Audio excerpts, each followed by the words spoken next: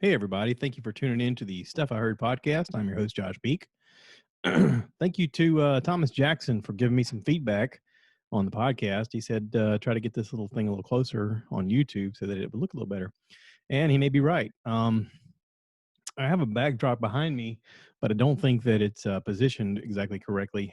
I probably need to lower it down so that you guys can have more of me in the picture. Trying to figure this out as we go along. It's a learning process and there are no instructions. So, hey, listen, it's like the birth of anything. You just sort of lead it and guide it and hope that it takes on a new life all on its own. So here we go. This is episode 258. Today happens to be the 9th of September, 2020. Lots of fun stuff going on. We had a schedule for our fella to come out and spray some that expanding foam insulation stuff. It was supposed to be put in the attic today, but that got delayed because of the weather. We did get in touch with the guy, and he come back and he said, hey, it's supposed to rain, and this stuff, we got to feed lines through the window, and the window got to be open for the lines to be through there, and it's just going to be a big mess if we do it when it's raining. How about we wait till it's not raining? It's like, okay. So we're going to reschedule.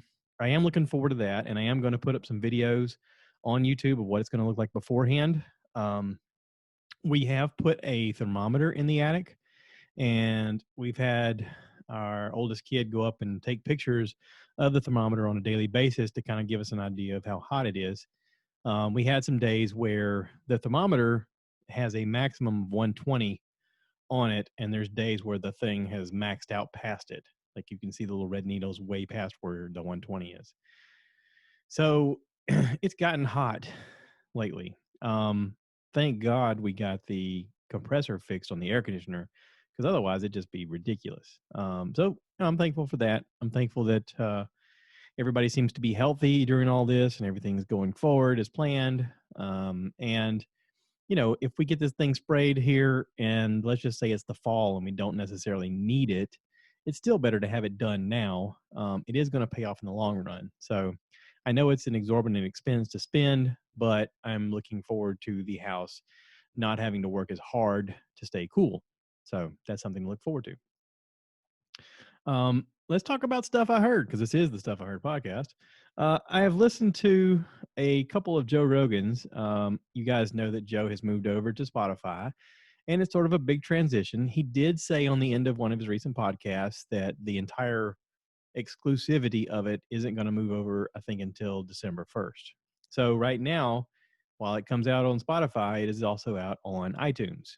I still don't know what's going on with the missing episodes. I've been reading people's comments on Facebook, and I don't have an explanation yet as to why that hasn't transitioned or what the weird parameters of it is. I'm hoping that it's not Spotify going back on their terms. I mean, trust me, if Joe pushes the issue, they're going to have to comply.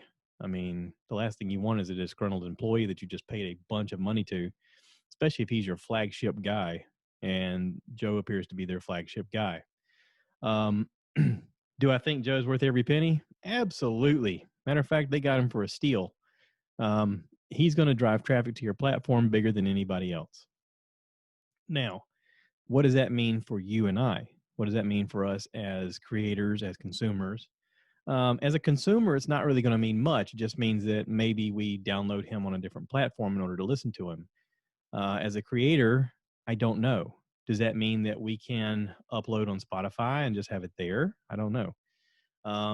Me personally, I am uploading on Anchor. If anybody's interested in starting their own podcast, I talk about it. There's a commercial that plays in every one of my podcasts talking about it. Literally, it's an app you can download on your phone, and you just follow the instructions. It's called Anchor. You can look it up on your computer at anchor.fm, and you'll see the little purple icon, and just follow the steps and create your own podcast. And pretty soon you can have tens of listeners just like I do. Just kidding. I know I have way more than that, but I just like saying it's a kind of a joke between me and my wife and my dad. There was a thing about a newspaper article years ago.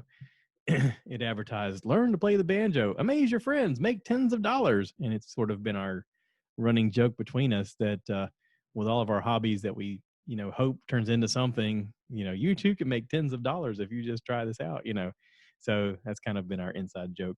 But anyway, so anyway, episode 1531, JRE with Miley Cyrus. Way cool. Way cool. I did not think this was going to be as cool as it was. It was an awesome interview. She talks a lot about being on drugs, talking about getting sober, talks about her marriage, her divorce, talks about her transitioning from being a child star to being an adult star and the things that you learn along the way and you hopefully don't mess up. She talks about what it's like growing up super famous because of her dad being super famous and, how difficult it is to find your grounding along the way and how you sort of feel regret and you feel guilty and you feel like you can't really find a level playing field or a level conversation with other people. And there's a lot of truth to that. I mean, she talks about her relationship with Dolly Parton. She talks about how Dolly has become her godmother and that she leads her in all kinds of ways and how fabulous she is. And listen, she comes on this podcast and she's firing hot. She talks about her voice being very different. And oftentimes she can sort of blend into regular people and regular situations, but her voice always gives her away. As soon as she starts talking, people go, "Oh my God, I know who you are," and I could see that. She has a very deep, raspy voice, and she says a lot of it is from smoking and from pushing her volume as hard as she pushes it, and from just living life to the fullest. And that happens. If I go back and listen to my old videos and on YouTube, and I hear my own voice, I'm like, golly, my voice was so much higher pitched. Bert has mentioned that on his podcast. He's like, if I go back and listen to my podcast, my voice is a lot higher. I'm amazed at how light it is and how deep it is now. It's an instrument. It's vocal cords. It's, like she equates this to having wrinkles on your face. If you're out in the sun a lot, you're going to get a lot of wrinkles on your face. If you talk a lot, if you push your vocal cords a lot, you're going to have some age on those vocal cords and it's going to show. And, she is a seasoned veteran now and she has new music coming out. She came on there for a reason, to promote the new music, but also as a hang. I mean, this is kind of a fun hang with the two of them. And I thought Joe did a good job of the interview. I mean, you can tell he likes her music. He talks about listening to her music before he begins his comedy special and before, when she's done her version of Dolly Parton's Jolene, or where she did the Chris Cornell tribute, Say Hello to Heaven. Just, I've talked about it on this podcast. I talked about hearing that and going, wow, I got to check it out. And being amazed at how she, was able to push her voice that hard. And it's awe-inspiring. Whenever there's talent, there's nothing you can do but just go, hey, even if you're not into it, you have to look at it and go, hey, that's really fantastic. You did a great job. Good job. I mean, holy cow. That's amazing. It's one of those circumstances. So I listened to that podcast and I was right into the mood of it. So I listened to the next one with Mike Tyson, Iron Mike Tyson. Now, this is the second interview that Joe has gotten to do with Mike. And Mike since has started his own podcast called Hotboxing. From my understanding, I haven't listened to an episode, but from my understanding, Mike owns or is part owner or namesake owns a weed dispensary, his own strand of weed and all this other stuff. And on his podcast, him and somebody, they get high and they talk about whatever, and they have a podcast, and it's kind of cool from what I hear. I haven't heard it. If anybody out there has heard it, how about get back to me and let me know. Treadaway, this might be right up your alley, dude. But anyway, hotboxing. So I'm sure people have heard that Mike Tyson is coming out of retirement to do like a charity boxing match. And he's going to be boxing Roy Wood Jr. And it's going to be an amazing fight. Both of these guys are competitors. Both of these guys have been champions. Both of these guys still have what it takes to be competitive. They are past their prime. Neither one of them is missing that point. Neither one of them wants to come back in and fight for the heavyweight title. No. But it's a good opportunity for them to fight and to get back into shape and to raise money for charity. This is all for charity. Like, they're going to raise a lot of money for charity. And they want to do it. Both of them are on board. And now, you can hear from the conversation between Mike and Joe that this is something that he's taken seriously, and this is not just for fun. This is not them going to go in the ring and just tap each other around. They're going to box. They're going to legitimately box and try to knock each other out. And you get to hear a lot of that excitement in Mike's voice, and he talks about how he's been sober, and he's really working out, and he's watching his diet, and he's got a trainer, and he's pushing himself to fight in different ways, and kind of see his own tendencies and fight against his own tendencies and try new patterns and new things that'll work. And he's taking it seriously. And he's, in his 50s. I think he said he's 56. And he's taking it seriously. He's like, listen, there's no telling how many more breaths I have left in this life, but here's an opportunity for me to go out there and sort of, have some fun and box a guy who's, a champion himself. And, it's just an opportunity to raise money for people, to help other people out. It's like I've taken enough from this life, and this is just an opportunity for me to give back. And good for him. It's really awesome. I look forward to seeing it.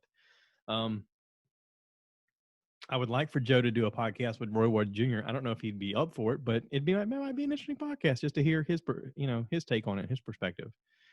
It'd be cool if they had Joe do commentary. I mean, I don't know. He's not the boxing guy. He's more of the MMA guy, but maybe it'd be cool to have him there to kind of be a part of it. I don't know. Just throwing that out there into the universe. Like you said, nothing happens until you say it, right?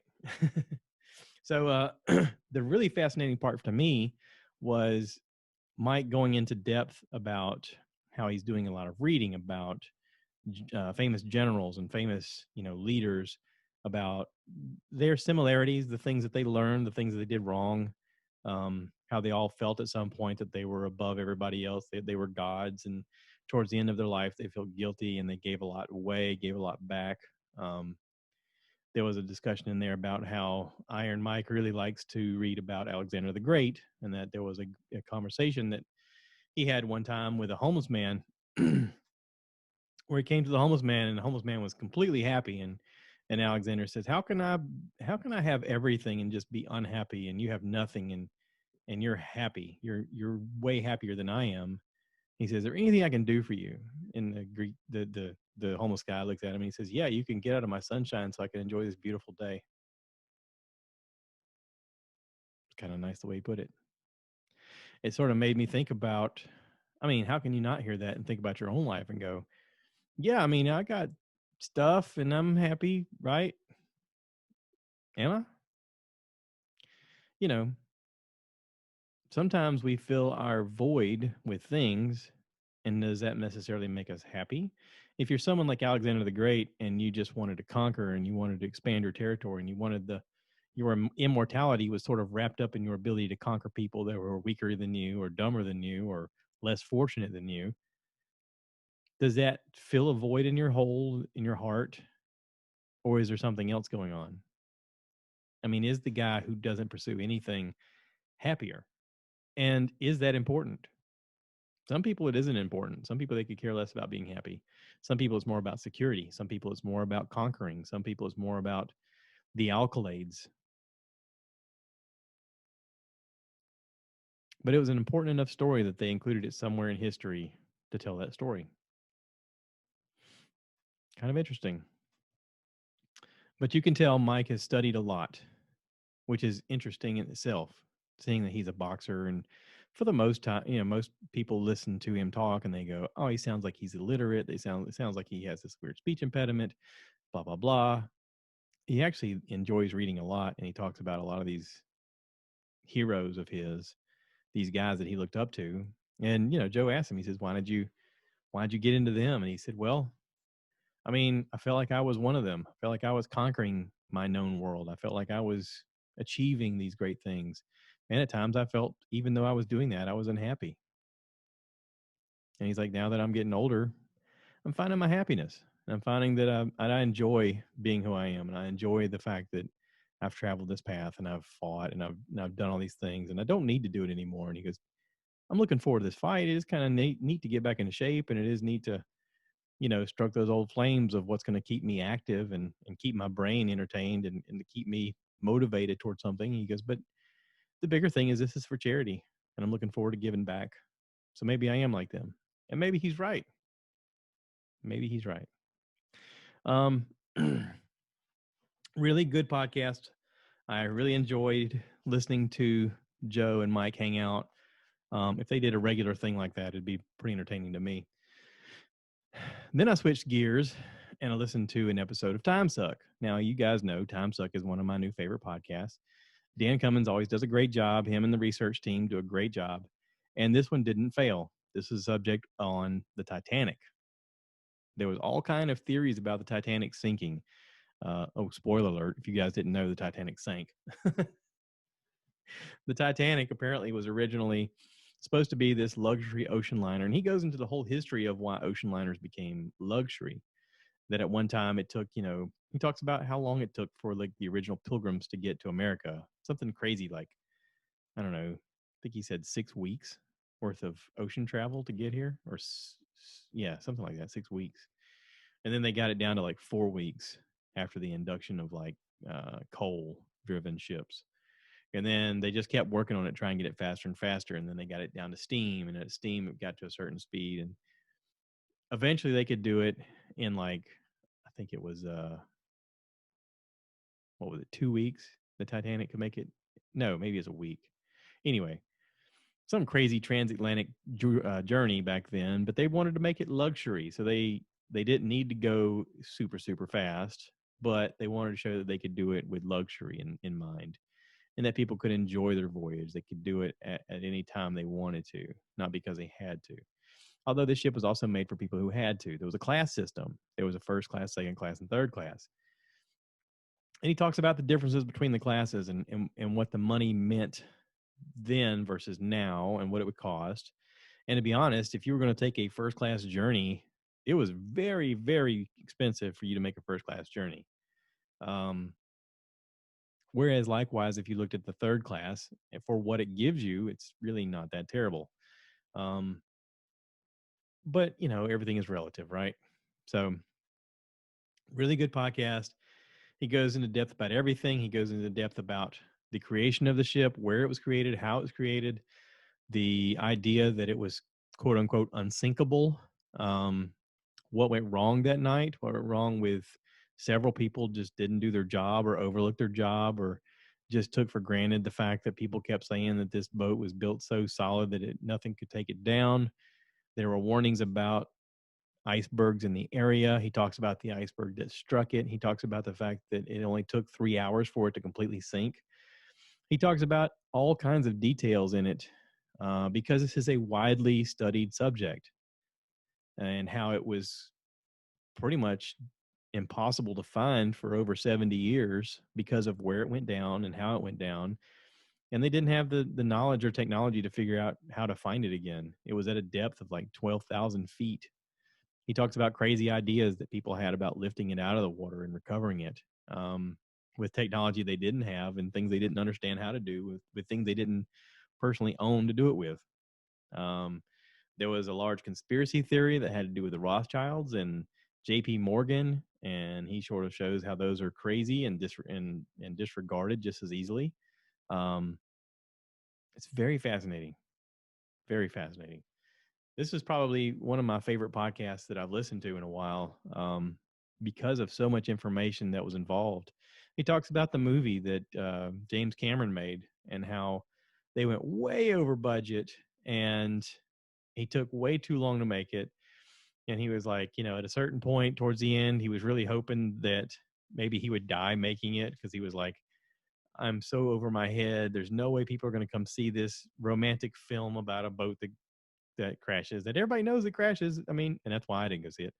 But he's like, this is going to be a total flop. I'm going to be chased out of Hollywood and I'm going to be black banned forever. They're going to say, no way, this guy's never going to be anything and ever again. He's never making a movie ever again. I can't believe we did this. It's a huge mistake. And I want to say the movie was over $200 million to make, which back then was a lot of money, but it was like the first film to break the $1 billion mark in profits. And it did it. And no other movie broke the $1 billion mark until his next movie, Avatar. Some people may have seen it. The blue people, really tall. Anyway, so now he's the $1 billion guy. He's the guy that makes $1 billion movies. not a bad thing to hang your hat on, right? What I did find was very interesting was the amount of time that he spent like researching the Titanic up close in a self-propel or a one-manned submarine. Is that he actually spent more time on the Titanic than the people who were on the Titanic spent before they died. It's pretty fascinating. There was also like a large debate about whether to bring back any of the artifacts, and it was a original. I guess at one point decided they weren't going to, but then they did. There was a discussion about, is this considered a grave site? Should we treat it as so and respect the dead and not touch anything? Here lately, apparently they've been studying it, and the ocean itself, there's a bacteria that has grown that is actually eating away at the ship and all of the stuff on it. The things themselves are starting to be dissolved and eaten back into the ocean, which is really fascinating in itself. I mean, holy cow. So yeah, totally enjoyed that. Titanic, cool. Let's talk about Birdcast, episode 428. It's the Hot Summer Nights crew. He's got everybody that was on it: Jose Trejo, Shane Torres, Dave Williamson, Ron the bus driver, and Andrew Hobson. I think Andrew is his cousin. I've seen Bert in concert. You guys probably know that. And I've seen him with Dave Williamson twice as an opener and once with Shane Torres as an opener. Very good. This is a neat conversation that they do apparently through Zoom where they have Brady Bunch type windows on the screen. I didn't watch it. I was listening to it on the podcast, but it's very good. It's a good conversation between them about how you can go and you can go to events safely in your car at drive-in movie theaters, and that there's people that are doing it right. He gives shouts out to people who are doing it right. He talks about people who, there's a lot of people that said he was an idiot for doing it and that it's terrible. It's a horrible idea. People that he looked up to, people that he thought were friends. And he's like, it is what it is. They're scared, or they have people trying to put them in fear and tell them it's horrible and it's not. And he's like, I just want to tell you guys that it can be done. We were safe. We were responsible. They've done 2 legs of the tour. He talks about doing a 3rd leg coming up in the fall. And I would love to go see it. I think it'd be fun. So there's that. If you guys are watching me on YouTube, I am wearing my Tubbs shirt. Thank you, buddy. Appreciate the Tubbs shirt. Kyle, if you're out there, buddy, I miss you. Come on the podcast and talk about how you guys have morphed over COVID to succeed and come through the other side. I'd enjoy that conversation. So let's talk about stuff other than that. Let's talk about stuff I've seen. Okay. HBO has a show that they've come out with called Raised by Wolves. Now, this really got my interest up because it's got Travis Fimmel in it. And Travis Fimmel, if you guys don't know, played Ragnar Lothbrok on Vikings. He is an incredible actor who commands a presence on screen. There's something about him that is, you just can't take your eyes off. He has that star quality, that it quality that makes someone a star. And he is that. He's not the main character. He's the main person you recognize, but he's not the main character. The story that's shown in the previews is these kids in the future are raised by 2 androids. And these androids are also killer androids. Spoiler. But they're raised by these androids. And it doesn't exactly go as planned. Let's just put it that way. It's very interesting. It's a neat storyline so far. There is a little twist going on with the Travis Fimmel character. Apparently he didn't look like that in the beginning. He stole this guy's identity and somehow morphed his face through technology to make him look like this guy. Him and his wife both. There's a thing about children in this that's really weird. Apparently it's hard for people to have children, so it's like a big deal to raise kids. Really interesting story so far. There's 3 episodes that are available. that just came out, but I think it's one of those things where they initially just put out 3 episodes. I don't know if that's the new normal or what, but I enjoyed it, and I'll be watching more, and I'll be talking about it. And if you guys hate spoilers, you're going to hate me, but I'm going to talk about it anyway. So here we go. Let me just jump into it and spoil it for you, okay?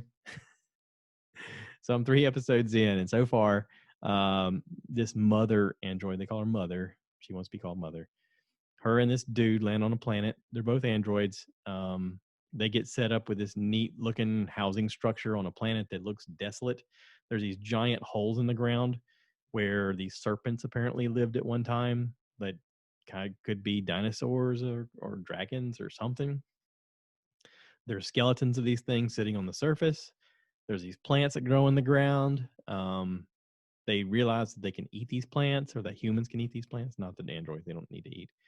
But she literally grows humans out of this suitcase-like thing. She opens up this suitcase, and there's embryos in there, and she plugs these little tubes into her stomach, and she grows humans, and they're birthed out of this ooze.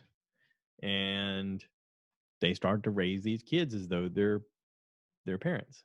They have mother and father. And you can tell something's a little different with Mother. Well, yeah.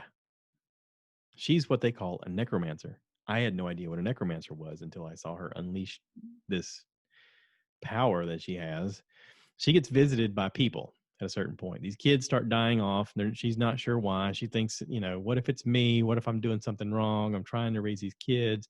One kid's left after she gives birth basically to 6. One kid's left. He's like 10 or so. And it's just them. And these humans show up. And one of the humans is Travis Fimmel. And he's not really him. He's like in this other person's face. He face swapped with this person who's dead that they killed. And he's like, hey, what's going on here? And anyway, their party gets broken up, and it's a whole thing. And in the process, she does this thing where she lets out a sound. And when she does, people like burst into nothingness, and it's just, you see blood floating in the air, and it's like, oh my goodness. And it's sort of it reminded me a lot of like the show Lucy. I don't know if you guys have ever watched the movie Lucy with Scarlett Johansson. It reminded me a lot of that, because there's moments where she just is like in God mode. She does whatever she wants. This chick, holds out her arms at a certain point, turns completely gold, flies. I mean, why not, right?